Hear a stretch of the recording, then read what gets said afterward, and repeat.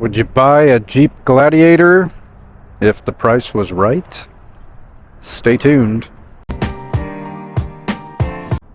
So leading off with the styling, you got the classic Jeep front end there. I will never get tired of this. Just like this is what sells Jeeps, I swear. You know, people just love the look of this thing, and they always have. Right? You got some nice fog lights going down in the front. So over here, I like these wheels. Pretty plain Jane, kind of steely thing going on. You don't have a ton of wheel options on the Gladiator, but those Falcon Wild Peaks, those are a 285 7017. Looks to be like a 33s, maybe 32s or 33s. Pretty sweet setup.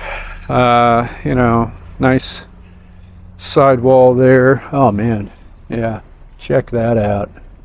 That is quite the heavy duty Fox shock. And check out those springs too. That's just awesome. Definitely freaking kick ass. So around the side, of course, you got desert rated 4x4. And keep in mind, all these doors and everything come right off, and you can have a ton of fun. What do you think of this cab styling? You know, because obviously this is a Jeep Wrangler with a truck bed on it. I know Jeep doesn't like you saying that because this is its own vehicle, of course. But for all intents and purposes, that's basically what it is. You have what looks to be a ton of ground clearance. I think they're at close to 11 inches, if I'm not mistaken. It might be like 10.7 or 11. Can't remember exactly. Could be 11 and a half. I don't know. I'll try to figure it out for you. But around back, standard bed. Not really a lot going on back here. You've got a couple of, you got 1, 2, 3, 4 tie down options. Not really much else to write home about. It is a damped tailgate. That's nice. Sits up pretty high, so some of you smaller folks may have some trouble, you know, if you're going to be working with this bed a lot. So might be kind of hard to load things into. But overall, it's quite usable. I mean, it's just like any other bed in the segment, basically. So now kicking off. There we go. Nice door. Really high quality stuff going on here on the door. I do like that a lot. So neat little buttons. You have to kind of keep some of your controls in the center stack because you can remove all of the doors and everything like that. Check out that vent, man. I really like the orange accents on there. Not too sure why they didn't do red, but I guess that's the sort of Mojave styling, right? Is it's orange accents. These steel gray seats look phenomenal. And you got your Mojave writing in here. And you can see there's your window controls in there. 12 volt power. And you got your, you know, media chargers right there. Down here is where the fun happens, right? You got your off-road modes and your rear, and looks to be, yeah, rear only. So doesn't have a center locking differential. So you don't get that front locker like you do in the Rubicon. So this is meant for more desert runner, and I hear that it's better on the road than the Rubicon. So probably most people should just end up getting this thing anyways. In the back, you have very comfortable seats. Not a ton of room. I think that seat is back just a tad bit more than what I would have it for my regular driving position, but you know, me being 5'8", you can kind of do the math. Not a bunch of room, and the kind of bottom cushion here doesn't extend out that much, so your legs end up sitting a bit high. But, oh well, it's a mid-sized truck, right? You do have rear AC vents and a nice center armrest, which is quite lovely.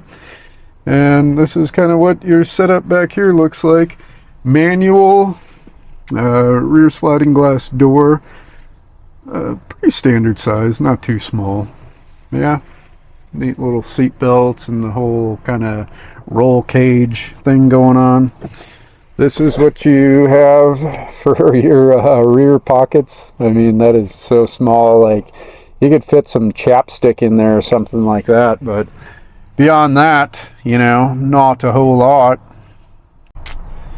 Now, let's get into the price tag, right? All the fun stuff. Man, did they not disappoint? Alright, what do you get for your money? Oh man, this is a 2023 model. Yeah, that's right, because they haven't really been selling all that well.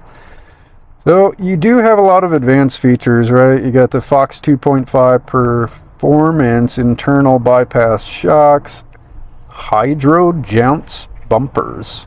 Pretty sweet.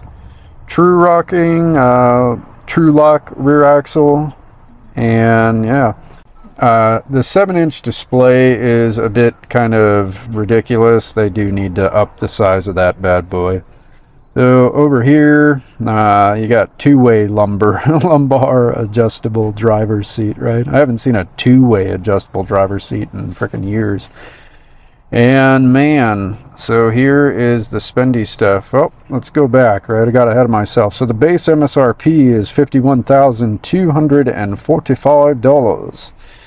And now, for all those goodies that you got in here, they're going to charge you extra, of course. They always do. And what do we got? So they don't even have a package name for this one, but they're basically charging you $2,000 for leather seats and a leather wrapped steering wheel and parking brake handle and shift knob. So $2,000 for leather is a bit on the high side, in my opinion.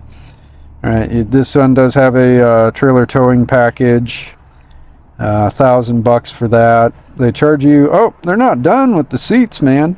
Cold weather group, right? Man, these are some expensive seats. Good God. $1,495 for the heating functions and remote start system and all of that crap, right? I can install remote start from this shop down the road from me for $350. That's installed with like 2 remote start keys. I don't know what they're smoking. But alright, so they're charging you extra for the automatic transmission, so that's another $2,000.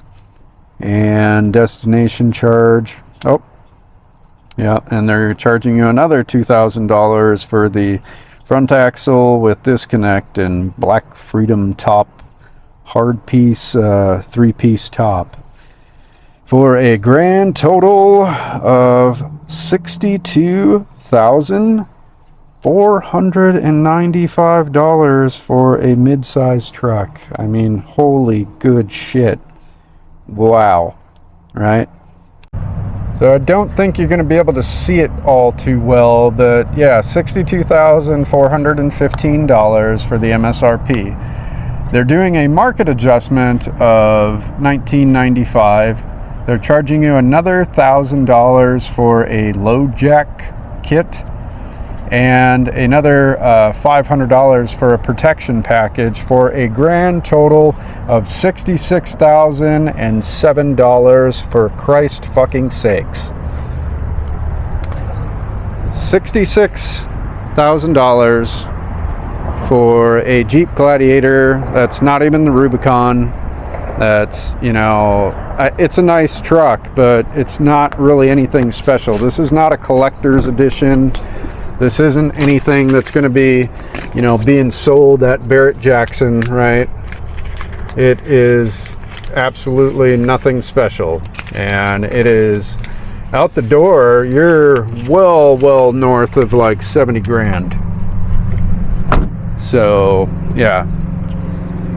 $70,000 for a Jeep Gladiator, and they wonder why they're sitting on the lots. Like, this is crazy.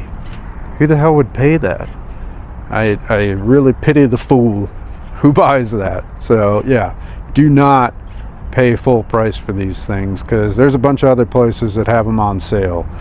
But that's why it pays to shop around, people. Thanks for watching. We'll see ya.